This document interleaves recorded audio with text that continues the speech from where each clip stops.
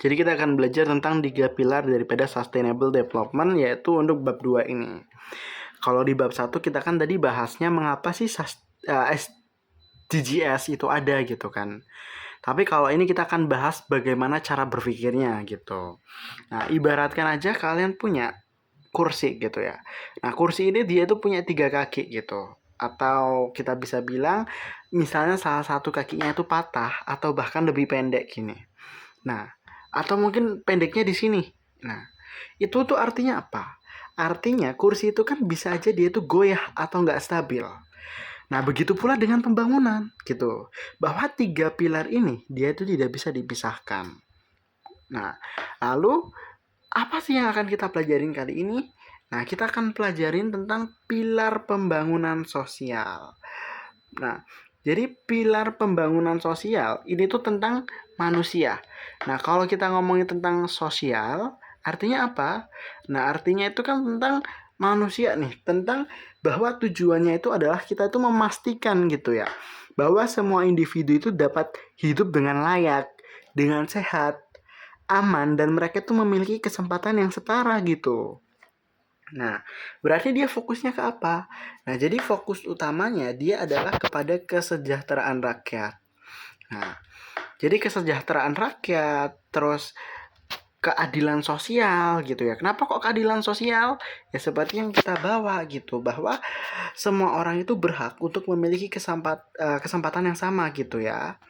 Nah, lalu juga selain itu adalah kepada pemenuhan hak-hak dasar manusia. Jadi kita juga perlu gitu ya untuk memenuhi hak-hak gitu ya, hak-hak dasar manusia. Seperti apa? Seperti contohnya makan gitu, mendapatkan pendidikan, tempat tinggal gitu. Jadi makanya contoh isunya kita mengentas kemiskinan gitu ya. Sesuai dengan tujuan pertama, dan kita harus mempermudah gitu akses terhadap pendidikan yang berkualitas sesuai dengan tujuan keempat. Selain itu juga kesehatan untuk semua, untuk tujuan ketiga, dan kesetaraan gender gitu ya untuk tujuan kelima, dan berkurangnya kesenjangan untuk tujuan ke-10.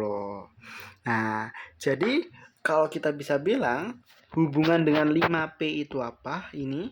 Nah, jadi hubungan dengan 5P ini adalah inti gitu ya. Nah, dia ini adalah inti gitu dari pilar people. Nah, pilar people itu apa? Nah, pilar people itu seperti yang tadi kita pelajarin pada bab 1 gitu. Nah, jadi kalau misalnya gini, ada orang gitu ya bertanya apakah pembangunan ini adil dan merata untuk semua orang? Nah, kita membawa SDGs itu untuk itu, bahwa kita harus adil. Semua orang berhak untuk mendapatkan hak yang sama dalam fasilitas-fasilitas yang ada gitu. Nah, lalu pada SDGs juga kita akan belajar tentang kesejahteraan. Nah, kesejahteraan. Nah, pilar tentang kesejahteraan maksudnya apa sih? Nah, tapi di sini penting untuk digarisbawahi ya. Jadi ini bukan sekedar pertumbuhan ekonomi atau untuk mencari keuntungan gitu. Tapi ekonomi dalam SDGs itu harus secara inklusif dan berkelanjutan. Nah, jadi fokus utamanya apa? Nah, jadi fokus utamanya adalah untuk menciptakan pertumbuhan. Nah, pertumbuhan ekonomi. Nah, kenapa kok menciptakan pertumbuhan ekonomi gitu ya? Jadi, pada dasarnya kita perlu menciptakan pertumbuhan ekonomi itu untuk biar bisa dinikmati oleh semua lapisan masyarakat. Nah, gitu. Jadi, gak hanya segelintir orang gitu ya, tapi juga ya orang-orang yang kurang mampu gitu. Dengan apa? Dengan misalnya menyediakan pekerjaan yang layak gitu ya, dan mendorong inovasi gitu ya, supaya kita nggak ngerusak sesuatu gitu, misalnya ngerusak lingkungan atau apa yang bisa merugikan gitu ya secara material bahkan non material gitu. Nah, contoh isunya apa? Misalnya di pekerjaan layak dan pertumbuhan ekonomi gitu, yang mana ada pada tujuan 8. Lalu untuk industri, inovasi, dan infrastruktur ada di tujuan 9, itu contoh isunya. Lalu untuk energi bersih dan terjangkau itu ada pada tujuan ke-7 gitu. Sehingga dalam 5P kesejahteraan ini maksudnya kepada prosperity ya gitu. Nah, kan kita tadi udah belajar kan 5P ya. Nah, sekarang apa? Sekarang kita akan belajarnya tentang lingkungan. Nah, adalah lingkungan. Nah, kenapa kok pilar lingkungan ini penting gitu ya? Bahwa ya kita tahu gitu ya, tujuannya itu untuk apa? Untuk memastikan gitu.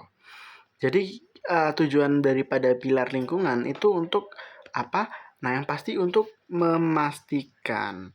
Memastikan apa? Bahwa kita menggunakan SDA dengan bijak gitu. SDA dengan bijak. Jadi penggunaannya itu harus dipastikan dengan bijak dan kita harus melindungi ekosistem ya. Kalian juga sekarang tahu kan bahwa isu-isu climate change itu kan sangat digencar-gencarkan gitu ya oleh dunia gitu. Dan kita harus bisa mengatasi perubahan iklim ini supaya apa? Supaya bumi tetap layak huni ya untuk generasi mendatang dan bahkan generasi sekarang juga gitu. Jadi untuk pilar lingkungan gitu ya, fokus utamanya dia itu adalah untuk perlindungan keanekaragaman hayati begitu, lalu mitigasi ya pencegahan dan adaptasi perubahan iklim, lalu untuk pengelolaan sumber daya air ya bahkan sumber daya darat juga perlu kita kelola serta pola konsumsi dan produksi yang harus bertanggung jawab gitu. Jadi kita harus responsibel untuk apa yang kita lakukan gitu. Nah, jadi misalnya contoh isunya adalah penanganan perubahan iklim gitu. Ini itu sesuai dengan tujuan nomor 13 gitu. Lalu untuk menjaga ekosistem laut juga sesuai dengan tujuan nomor 14 ya. Kalau darat untuk tujuan 15 serta kita harus memastikan ketersediaan air bersih untuk tujuan nomor 6. Oke, 3 sudah. Berarti sekarang adalah untuk yang keberapa? Nah, kan 3 pilar, berarti sudah dong. Nah, sekarang artinya kita perlu untuk melakukan studi kasus. Tapi sebelum untuk melakukan studi kasus, kita perlu memberikan suatu kesimpulan terlebih dahulu ya atas 3 pilar ini. Nah, jadi gini. Oke, dengan kita memahami cara berpikir 3 pilar ini, kita tuh harus siap gitu ya. Siap atas keberlanjutan yang harus kita jaga gitu. Jadi misalnya ada sebuah proyek gitu ya yang berkelanjutan. Nah, misalnya nih kita bahas tentang proyek sesuatu gitu. Nah, kita tuh harus menjaga gitu ya, harus menjaga pilar lingkungan gitu. Dan pilar-pilar yang ada seperti kita bisa misalnya kalau untuk secara ekonomi ya kita harus menjaga kalau untuk ini masalah bahas pekerja, berarti kita harus memberikan upah yang layak gitu. Kalau untuk pilar lingkungan, berarti kita harus menjaga lingkungan. Nah, oke, dengan daripada situ, ya kita juga bisa melihat bahwa di sini nanti ada satu studi kasus atau satu study case yang mungkin bisa kita kerjakan gitu ya, bisa kita bahas. Nah, apa sih study case itu? Oke. Jadi kurang lebihnya study case yang akan kita bahas kali ini yaitu tentang ini. Studi kasus perkebunan kelapa sawit skala besar ya. Ingat ini adalah skala besar di hutan Kalimantan. Oke, di sini juga ada latar belakang proyeknya seperti apa. Oke. Nah, jadi kita baca, jadi ada sebuah perusahaan besar mendapatkan izin dari pemerintah untuk membuka 100.000 hektar lahan hutan di Kalimantan untuk dijadikan perkebunan kelapa sawit. Oke. Jadi tujuannya di sini bisa kita highlight gitu ya bahwa tujuannya ini untuk meningkatkan produksi minyak gitu. Oke, minyak sawit mentah atau CPO. Nah, yang merupakan komoditas ekspor andalan Indonesia. Nah, selain itu juga untuk membuka lapangan kerja dan mengembangkan ekonomi di daerah tersebut. Oke. Studi kasusnya gini. Kita tahu ada 3 pilar. Nah, kita harus menganalisis gitu ya dari study case ini. Nah, mungkin kita bisa mulai dulu dari yang pertama, pilar ekonomi. Jadi untuk menganalisa kita perlu apa? Kita perlu melihat dari sisi negatif dan positifnya. Gitu. Oke, untuk pilar ekonomi kita bisa lihat studi kasus ini positifnya apa? Oke, kita baca lagi. Sebuah perusahaan besar mendapatkan izin dari pemerintah untuk membuka 100.000 hektar lahan hutan di Kalimantan untuk dijadikan perkebunan kelapa sawit. Nah, tujuannya dia untuk meningkatkan produksi minyak ya, atau CPO. Nah, di mana untuk membuka lapangan pekerjaan dan mengembangkan ekonomi di daerah tersebut. Oke, jadi mungkin yang sisi positif yang kita bisa analisis dari sini, yang pasti nanti dengan 100.000 hektar, ya positifnya pasti adalah peningkatan PDB. Ini ngomongin tentang ekonomi kan, berarti adalah peningkatan PDB. Ya, jadi proyek ini secara signifikan akan memberikan pendapatan negara dan daerah dari ekspor CPO itu. Terus positifnya lagi apa? Nah, lapangan pekerjaan. Nah, jadi ribuan lapangan pekerjaan akan tercipta gitu ya, mulai dari buruh perkebunan gitu ya, lalu pekerja pabrik dan pengolahan tadi CPO tadi hingga supir truk gitu ya sebagai logistik. Lalu positifnya lagi apa? Nah, yang positifnya lagi adalah pembangunan infrastruktur. Oke, kenapa sih kok pembangunan infrastruktur gitu ya menjadi sisi positif gitu ya? Jadi kalau kita bilang untuk mendukung perkebunan gitu ya, perusahaan itu kan harus membangun jalan, harus membangun jembatan. Sedangkan pembukaan 100.000 lahan hutan ini kan di hutan Kalimantan, kita tahu kan berarti kan secara fasilitas kan mungkin tempatnya gitu ya, untuk tempat menuju ke sana aksesnya itu kan mungkin belum dibangun gitu. Nah, dengan itu pasti perusahaan akan mikir untuk membangun infrastruktur di situ. Seperti jalan, jembatan. Nah, dengan pembangunan infrastruktur itu kan pasti masyarakat bisa ikut mendapatkan manfaat dari hal tersebut. Selain itu juga untuk sisi positifnya yaitu kita bisa melihat pasti ada investasi yang masuk gitu. Nah, investasi yang masuk daripada proyek ini gitu, ini adalah menjadi salah satu nilai positif daripada pilar ekonomi. Nah, kalau ada sisi positif pasti ada sisi negatif, pasti ada. Yang pertama, nah kita bisa aja nanti kita menjadi ketergantungan gitu ya terhadap satu komoditas.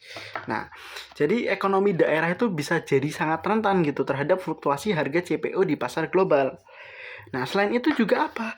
Nah, keuntungannya kan nggak merata juga. Nah, jadi keuntungan terbesar itu seringkali kembali ke investor atau bahkan kantor pusat di kota besar. Nah, tapi upah buruh di perkebunan, buruh di perkebunan tetap rendah gitu. Nah, selain itu kita bisa melihat daripada pilar lingkungan juga gitu. Kan kita menganalisis kan ya. Nah, pilar lingkungan. Nah, kalau daripada pilar lingkungan, pasti kan kita akan mencari menganalisa tadi dari sisi positifnya nih dulu. Nah, jadi sisi positifnya yang pasti nanti perusahaan akan memikirkan cara-cara seperti reboisasi gitu. Nah, karena kenapa? Karena kan tadi dia menebang pohon untuk membuka lahan gitu kan ya. Nah, tapi ini tuh ada sisi negatifnya juga gitu. Bahwa bisa terjadi deforestasi massal. Nah, kenapa kok bisa terjadi deforestasi massal? Karena tadi pembukaan lahan itu menyebabkan hilangnya hutan hujan tropis gitu. Nah, di mana hutan hujan tropis ini kan adalah paru-paru dunia. Nah, itu salah satu negatifnya. Nah, lalu juga apa? Kehilangan keanekaragaman hayati. Gitu. Kan kita tahu juga kan ya, bahwa hutan itu kan adalah habitat bagi spesies langka. Nah, karena tadi hewan-hewan gitu ya bisa kehilangan tempat tinggal, lalu harimau, gajah, mereka kehilangan rumah, sumber makanan yang mana seringkali memicu konflik dengan manusia begitu. Nah, nanti terus apa lagi? Nah, yang pasti emisi karbon itu bisa lebih tinggi gitu ya. Emisi karbon meningkat. Kenapa kok bisa gitu? Karena proses pembukaan lahan itu kan terutama biasanya mereka menggunakan cara pembakaran. Nah, ini kan melepaskan jumlah karbon yang sangat besar ke atmosfer kan? Gitu. Nah, lalu untuk pilar sosial atau pilar yang terakhir. Nah, ini adalah sisi-sisi yang bisa kita analisa gitu ya. Yang pertama adalah dengan sisi positifnya. Nah, kalau sisi positifnya adalah peningkatan kesejahteraan. Kenapa kok kita bisa bilang terjadi peningkatan kesejahteraan? Karena tadi adalah dengan adanya pekerjaan yang dijanjikan ya. Nah, pekerjaan yang dari infrastruktur yang dijanjikan itu kan akan meningkatkan kualitas hidup masyarakat. Dan yang pasti untuk perusahaan akan memiliki program CSR ya. CSR. Apa sih CSR itu? CSR adalah Corporate Responsibility, Corporate Social Responsibility gitu ya. Nah, jadi program daripada CSR ini, dia itu akan mungkin bisa membangun sebuah sekolah atau puskesmas di mana sebagai bahan dari program corporate social responsibility. Kalau sisi negatifnya apa? Yang pertama tadi ada ketergantungan dan kurang lebih mirip-mirip, yaitu kondisi buruh ya. Nah, jadi mungkin mengenai upah rendah atau jam kerja, yang mana ini juga bakal berhubungan dengan ekonomi. Cuman ekonomi secara individu, bukan ekonomi secara negara gitu ya. Dan untuk negatifnya juga bisa dibilang konflik lahan.